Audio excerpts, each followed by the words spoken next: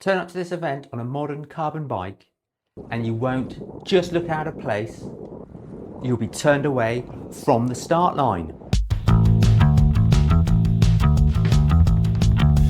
It's the biggest vintage bike ride in Europe. Last weekend of June on the Loire. No climbs, no clock, old bikes, good wine, and a whole town dancing. Pretty woman, say you stay with me. And almost nobody talking in English tells you about it properly.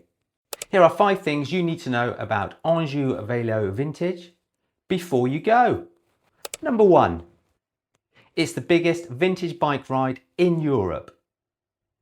Last weekend of June, Saumur, on the Loire. The organisers reckon it's the biggest event of its kind in the world, and I'm not going to argue with them.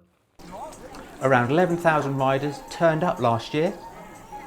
About 1,000 came from outside France. They're after even more this time. The whole town goes back in time. Think 1930s to the 1980s. Swing bands,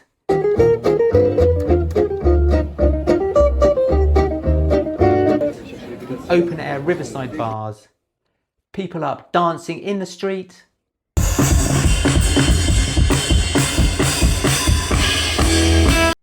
The event village in the old town is free.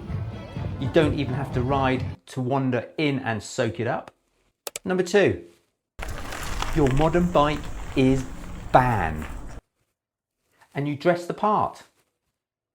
This is the bit that catches people out. Your carbon bike stays in the garage. The rules are simple. The bike has to be built before 1987. Gear levers on the frame, not the bars. No clipless pedals. Toe clips are fine. No e-bikes. Replicas and fixies get in if they look right. And you turned up dressed for it. Wool jersey, +4s, a frock, a woolen cycling cap, whatever you fancy. The French throw themselves at this completely, and half the fun is just looking around.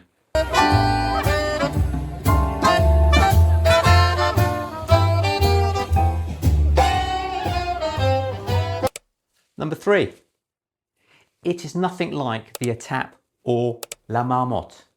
If you watch my other videos, you know I bang on about the hard stuff. Time cut-offs, 5,000 meters of climbing, the broom wagon. This is not that. There are no mountains. The longest route is around 65 kilometers. And they've made the whole thing shorter and gentler on purpose. Most people ride less. It's flat. Vineyards and the river. Nobody is suffering.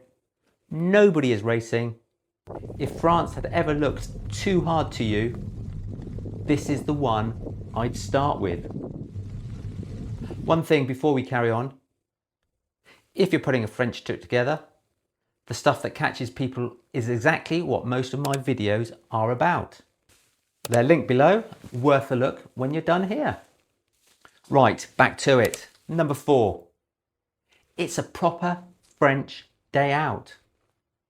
Not a thing built for tourists. The riders are mostly French, having the time of their lives. Every ride comes with a country lunch and feed stops along the way. Local Saumur wine. They handed out something like 52,000 regional stacks last year.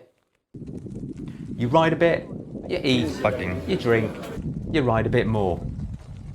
I did this one with my daughter. She was on a 1960s bike. I was on something from the 1930s. Picture descending through a vineyard on 1930s technology. Or rather, the complete lack of it. Between the two of us, we had hardly any breaks worth their name. and we were doing running repairs at the side of the road. Ella's got a bit of a problem, back wheels come out.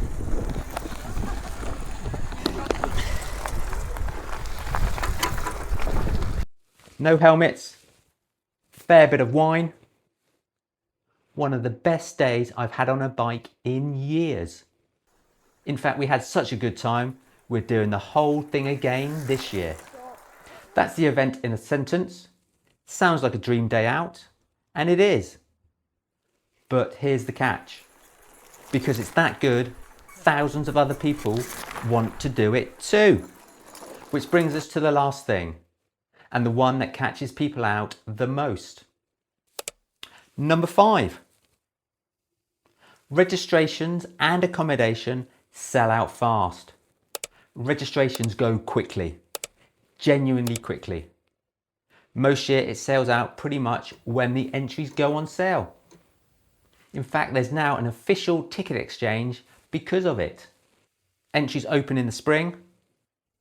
When they do, you move and book your bed the moment you commit. Saumur is not a big town and 12,000 people are turning up. The good places near the start go early. Sort the accommodation before you sort the costume. If you're coming by train, there's usually a €5 SNCF deal. That includes a space for your bike. So that's Anjou Vélo Vintage. The easiest, happiest way into cycling in France, I know. Tell me in the comments, what's the best French event you've ever ridden and where? I read them all and I'm always after the next one.